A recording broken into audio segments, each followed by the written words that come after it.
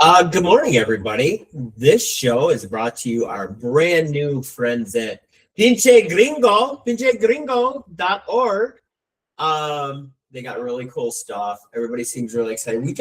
I noticed that we got this like 10 minutes before you came in, Doc. Yeah. So, Gee, I wonder what the agenda may be. I don't know. So make sure you check out our new friends at Pinche Gringo.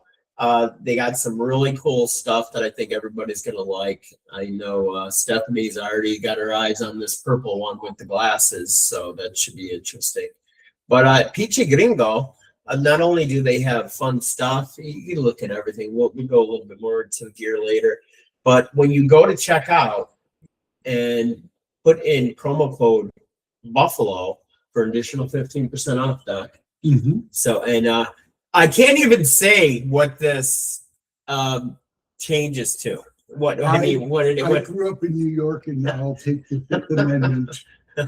It's effing gringo. That's what it did. So there, I ripped the Band-Aid off, Doc. So check out pinchegringo.org. And I would think we're going to have some fun with this, and I'm sure you will too.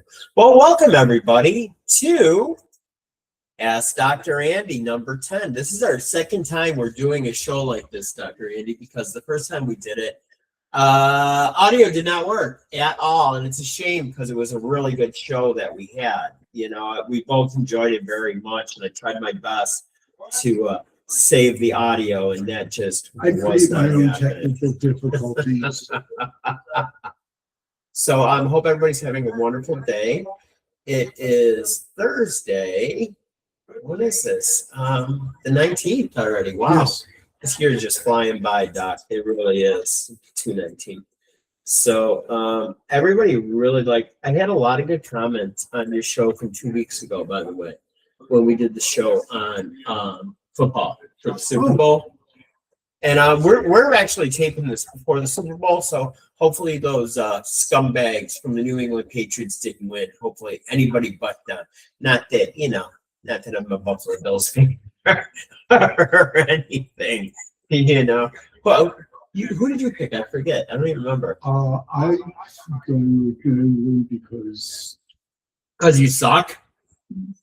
Whatever reason you choose. Yeah, because he sucks. That's, well, these are all his toys, so we go with whatever. And remember I told you we couldn't hear your music? A lot of people could hear it.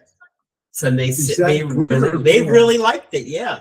Thank God we didn't do the words though, because that was more horrific. The words are off. Words are off my. Before we get started, I just want to let you know that all the comments and statements by Andy Buffalo and Dr. Andy are purely for entertainment purposes. So I've kind of branched out into the music business, Dr. Andy, using my buddy Al Intelligence to create songs, and you've seen a bunch of them. Mm-hmm. And so I got to tell you a quick story. There's a song out there that we created called Snowbank Commander. And me and my buddy Nick from Kentucky, me and him had season tickets to the Buffalo Bandits, which is indoor lacrosse. Okay. And it was always in the wintertime. And this guy, at first I had a Jeep Cherokee, and then I upgraded to a Jeep Commander. And I thought it'd be a lot of fun to go up snowbanks. No.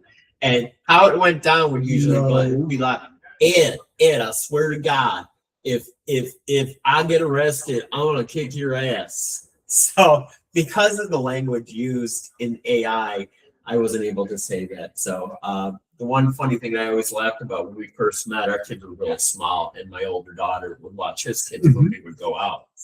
And he had all sons. And he's like, let me tell you something. You be nice for her, or I'm gonna go take you back behind the shed and get a switch. Right? I know what that is. My girls didn't. They're like, what's behind the shed? I'm like, nothing you want. Usually a stick and a felony. So, as all you know from watching the shows before, I am a boxer. I still box. Not as much as I used to, because I had a little incident a couple months ago that someone wasn't listening, so they got hurt a little bit. So, but mistakes were made, and hopefully he learned, because when you get a busted nose, you pay attention after that, Dr. Yes. Andy. As, You know, as Mike Tyson said, everybody has a plan until they get hit in the face. right? That was always funny to hear him say that. You know, and look at him; he's making all kinds of money on weed. Who would have thunk it? You Well, know? he invested the money initially in himself. I got to tell you a funny story, Dr. Andy. Are you familiar with the band Rush? Quite. Okay, so Geddy Lee put out a autobiography a couple years ago, and I was still going back and forth a lot between Buffalo and Texas. I'm like, well, I'll listen to it, you know. And it was Geddy Lee's voice. It was great. It was cool. And so in my head, I thought they hugged her like that. So I got the Mike Tyson autobiography because how ridiculous would that be listening to his voice for that long? Oh, I can make a few jokes, but I we'll save don't that have for, a plan for getting hit in the face. Well, we'll save that for our late night show. Yes. But we're going to talk tonight about me and you, our common interest in fighting. Yes. And I've also worked as a ring physician in the past. That's very interesting to me. It really is. Because you've seen some stuff. Yes, I have. Like I went over the last time we went over a scenario. The last time I had a fight was in Buffalo, New York, and I was fighting against a gentleman that was 6'4", which I like fighting people that are taller than me, which is pretty much everybody in the world. You're a crowder. You like to have your fight in. I want to bring them to me. Bend over so you can, and I can get your chin. And so the last gentleman, I knew him, nice guy from the Buffalo area. Those are bad words. Anytime somebody says somebody is a nice guy, something terrible is going to happen. First of all, if I know you and we're fighting, I'm going to say really nice things about your mother, your sisters, and everybody else in your family, just to throw you off your game a little bit. And so, like I said, he was bigger than me, so I went to hit him in the face, and he ducked it. But I hit right here, Dr. Andy. Oh, I know what you did. I'm cheating because you've told me before. But so why don't you tell him why the gentleman's arm was hanging on his side? And he said he was okay, Dr. Andy. I'm fine. Well, what you did was you dislocated your shoulder or subluxed shoulder, one or the other, both of which are reasons to stop a fight right away because that gentleman is going to be one-armed, and that arm all the nerves in it are at risk. So I made him a one-armed bandit, is what you're saying? Bendido. Yes. Well, he got paid, so he's a one-armed bandit. Now he is. Yeah. They should only pay the guy who wins the fight. What? That would be interesting. That's a great idea, actually. Makes for more competitive fights. Well, I was talking to a young lady a couple months ago, and she said something that really threw me off my game a little bit because she's like, why are you still fighting? Aren't you a little old for that? I'm like, oh. I was not happy with that at all. Actually, what she said has some merit. I get it. As you age, you're going to have higher probability of a severe brain injury for the same hit. As we age, our brain shrinks a little bit, and we are not as hard as rock, Dr. Andy. Oh boy, you're a nice man. I don't want to say. Let's not go lying to the people, Dr. Andy, saying I'm a nice man. You're sitting very close to me, and I have confidence that you could probably beat the applesauce out of me before I got to your door and got to my car. So something interesting happened last night. This is a little bit, we're talking about health. We're talking about boxing. And I hate driving at nighttime. I hate it with a passion, especially if it's rain. Everything looks almost greasy to me. And I started seeing a new physician that you thought you knew him, but it was actually a totally different dude. And my B12 was low. Everything else was fine. My cholesterol was a little bit high and my blood pressure. But anyway, so he put me on B12. And I thought he just wanted me to go get B12 supplements from the store, which I did. And no, he actually wanted me to get the injection once a month. And the reason I'm talking about this, because if you're an older gentleman like I am, like I call myself a gentleman, that shit, and you are having that type of problem, and it's different for everybody. I'll tell you, when I took that B12 shot, everything seemed clearer. Well, vitamin B12 is a key component for your nervous system to work correctly. Lack of vitamin B12 can diminish your intelligence, your vision, a whole lot of different things. You know, too much doesn't help. We'll have people come into the office and say, hey, I want a B12 shot. Well, if your B12 level is normal, no. Yeah. However, the poor fellow who doesn't absorb it, may I say why? Yeah. Yeah, the poor fellow who's had a gastric bypass and doesn't absorb vitamin B12, or just genetically doesn't, or whatever happened, that person needs vitamin B12 desperately to help their nervous system.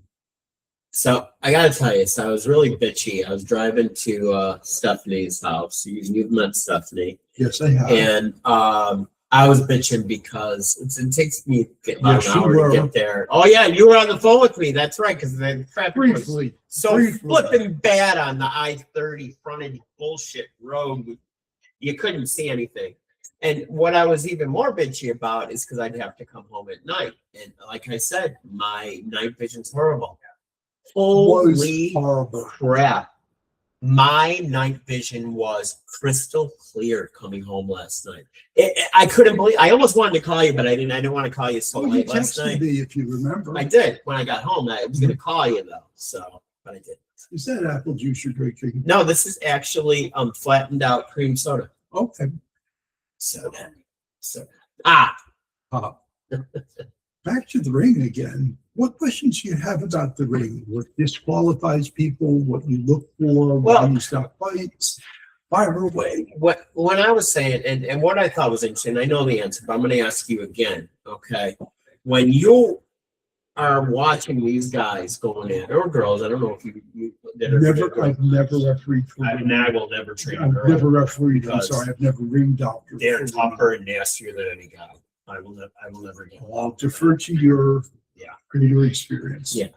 So when you're looking, how hard is it for you to watch both guys? And when you're watching both guys, are you absorbing everything both of them are doing? Or if someone gets hurt, are you like zeroing in to see what this guy's, how he's reacting? I kind of look at both people avidly. I really look hard because I'm responsible for their short-term and then their, in my part, long-term safety. This was I good. don't want to see a gentleman have something happen to him.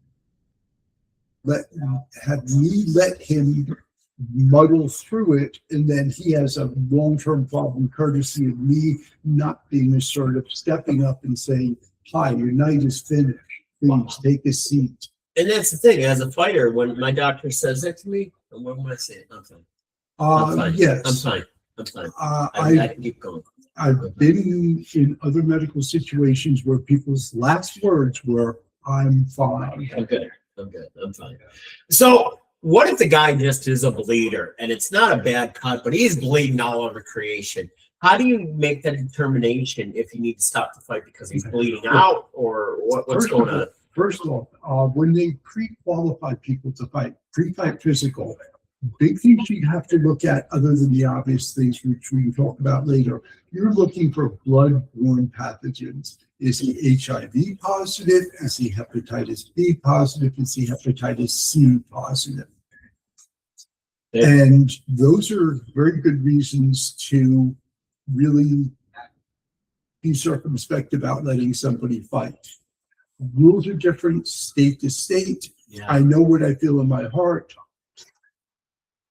I don't think it is reasonable for somebody who is positive for the bloodborne pathogen to fight unless they're under some sort of treatment, et cetera, et cetera. There are some treatments. There's a lot of give and take, but I'm very hesitant to have somebody who's positive for a bloodborne pathogen fight.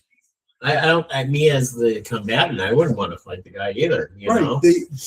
long ago, there was a Cumming Morrison. He was a boxer That's who the was first guy that I HIV thought of. positive. Yeah. And there were some fights.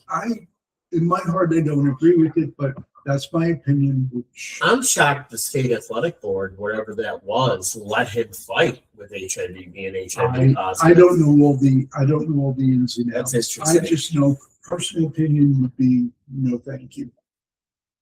What I look for with a gentleman in a fight, in order, I'm looking for brain injury, eye injury, possible cervical spine injury, things that person is not going to get better if I don't intervene. I'll also look if somebody has a particularly bad cut in a bad location where they're probably not going to look the same again. I really try to think, how is this fellow going to be in 5 years? And that's very personal. interesting. That's personal preference, but that's what makes my world go round. That kind of like threw me off my game when we did this show before. So I'm like, he cares about what I'm going to look like in 10 years. That was just amazing to me. Like, I didn't think that was something that was even that you were even thinking about. If a gentleman has a through and through laceration with a lip, it would greatly exceed my preference to have him have that laceration extended. That's insane. Or made jagged, where the repair may not make him somewhat symmetrical again. Yeah. That poor guy is going to have to look at that the rest of his life. He may choose that. He may put up a fuss about it. But if somebody has a really bad laceration like that, I really don't think they should continue fighting. Hell no, Dr. Andy. That's crazy. Listen, we are at the halfway point of our show, and we are going to talk about our second sponsor today, our good friends at EBI Agency. EBI Agency is an agency put together by the owner. Years ago, when he started in the business, he was only able to work for one company. So when he decided to go out on himself, he decided that he was going to try to get the best products for everybody. Because as Donnie Lowe says, it's not like one size fits all. And what we're super excited to let everybody know is that we are going to be making an announcement in the next couple weeks that we are going to actually be able to write seniors that are in their 80s for final expense. Why is that important? There's not a lot of companies that can do that. And we're super excited that we're going to be able to do it. And there's our friend Ed Sharon Raiders. So check us out at ebiagency.com. You can email me at eddiebuffaloinsurance@gmail.com. And we also have a hotline, which is 716-541-4113. And then back to our show. So what is the most horrific thing you've seen in the ring? I say I've seen some fairly devastating one-punch knockouts because the people I was sitting in as a ring position for were not the cream of the crop, and there would be some very bad mismatches along the way.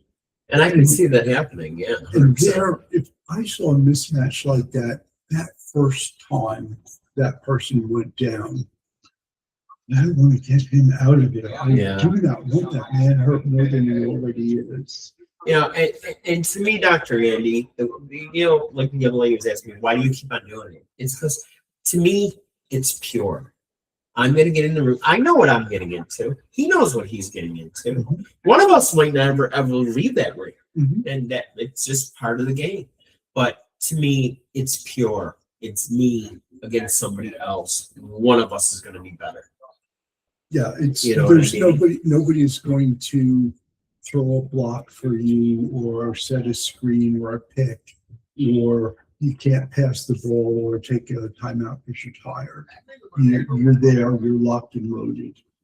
So back in Buffalo for a brief period, I went into the promotion of boxing matches. Mm-hmm. And to me, the business of boxing, the business end of it is just filthy.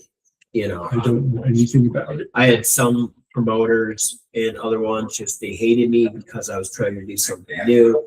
I had fighters managers that it was pretty much blackmail. They'd like, Andy, yeah, $5,000.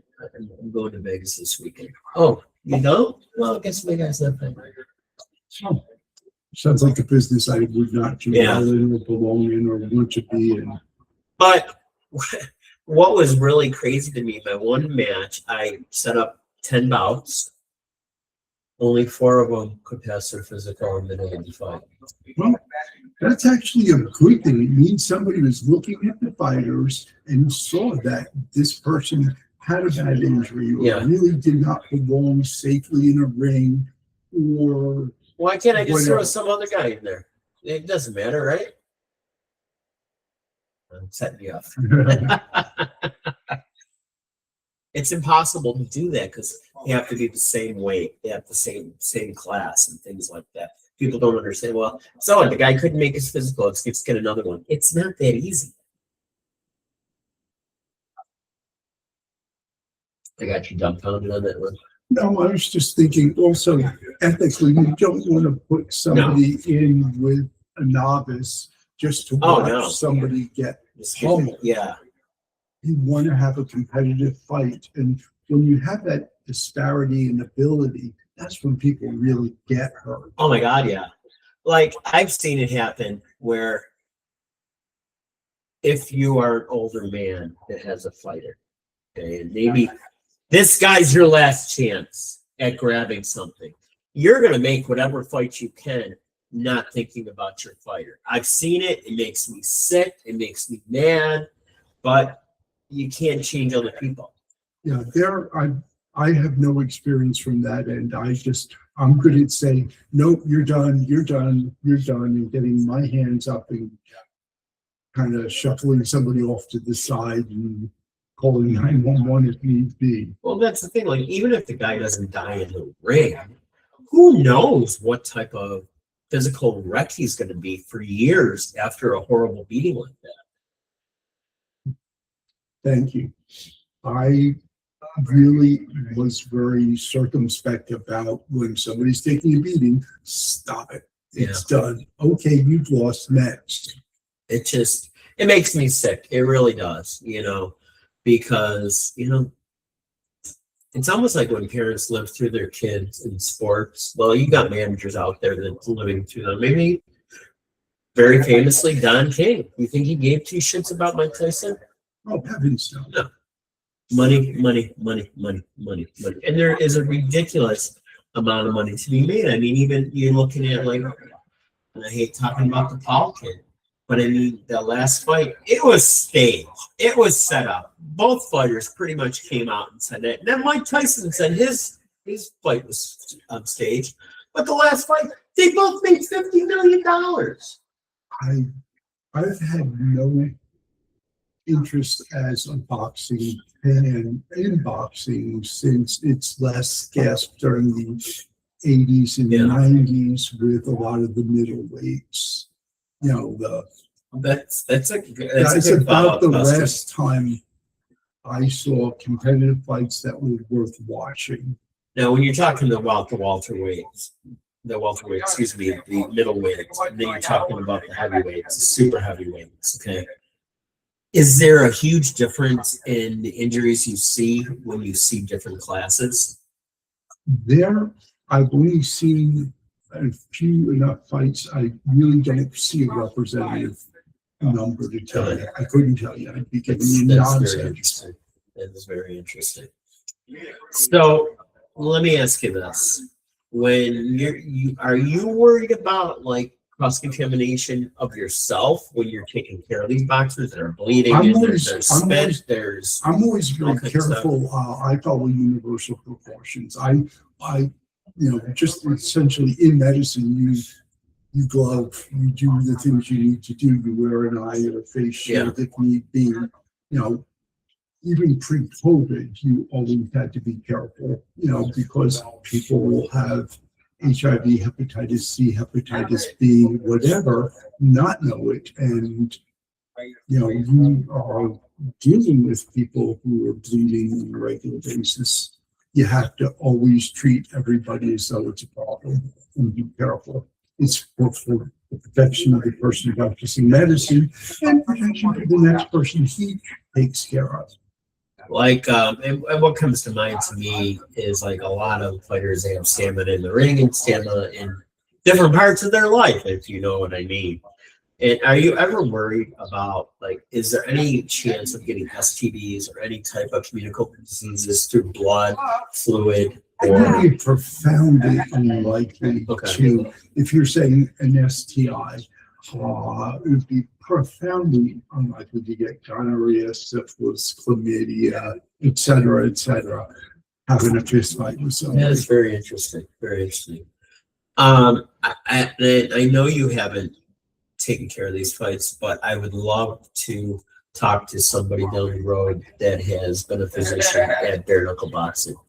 I've heard of it. I don't know much about it. Well, it's been outlawed for many years until recently, where they figured they can make money on it. I only know I've read of the English tradition during the 1800s and 1700s, and there they were smart and did not hit hard parts of people's bodies like their faces with a closed fist. See, I'm always wondering because I mean, we are, as a boxer, I mean, you are high strung, you are reactionary to a lot of this because you're watching the other guy, you're reading the other guy. You know, the first round, unless you're Mike Tyson and try to beat the shit out of somebody in the first round, you're feeling each other out. Okay. Yeah. But I gotta wonder the mental aspect of this too. It's like I can keep going. I'm gonna keep on going. You don't have to stop this.